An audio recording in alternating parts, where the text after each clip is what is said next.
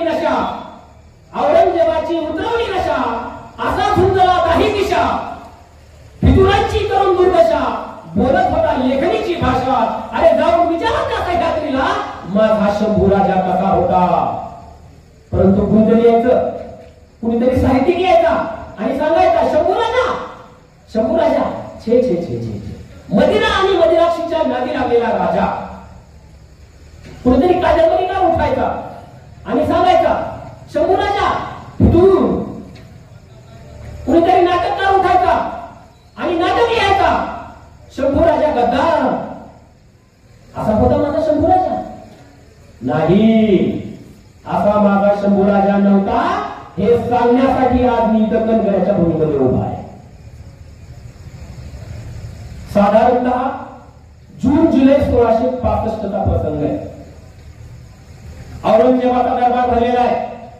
औरंगजेबाच्या दरबारामध्ये औरंगजेब समोर बसलाय, समोर सर्व सरदार मंडळी बसलेली आहे आणि दरबाराची शिस्त काशी कडक आहे. जर कुणाला बोलायचं असेल तर तोंडावरती रुमाल धरून बोलावं लागतंय. कुणाचीही मान वर खाली नाही पाहिजे. माना सर्वांच्या खाली, पायात कुणाच्याही चप्पल नाही. सर्वजण झुकलेल्या मानेने उभे, बसण्याची परवानगी सुद्धा कुणाला नाही. आणि अशा दरबारामध्ये एक 8 ते 9 वर्षाचा राजकुमार आलेला आहे, राजपुत्र आलेला आहे. आणि त्या राजपुत्राच्या शेजारी बाजूला एक तगडा मल्ल उभा आहे. आणि औरंगजेब त्या राजकुमाराला प्रश्न विचारतोय, काय रे, या मल्लाबरोबर मल्लयुद्ध खेळणार का? औरंगजेबाचे हे शब्द कानावर पडतात संपूर्ण दरबार थरारलेला आहे. कारण औरंगजेबाचे शब्द म्हणजे नुसता प्रश्न नाही, ती आज्ञा असते. आता काय होणार, या भारताचं काय होणार, म्हणून सगळ्यांचं हृदय असं पिळवटून निघाले. आता नेमकं घडतंय काय दरबारामध्ये?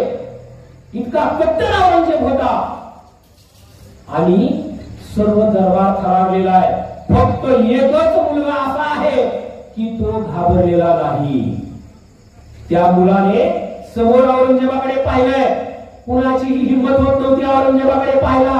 औरंगजेबाच्या समोरून जाता कुणाला येत नव्हतं. जर जायचं असेल तर त्याला पाठ दाखवायची नव्हती, असा शिकस्त होता त्याच्या दरबाराचा. पण हा 9 वर्षाचा बालक औरंगजेबाच्या समोर उभा आहे.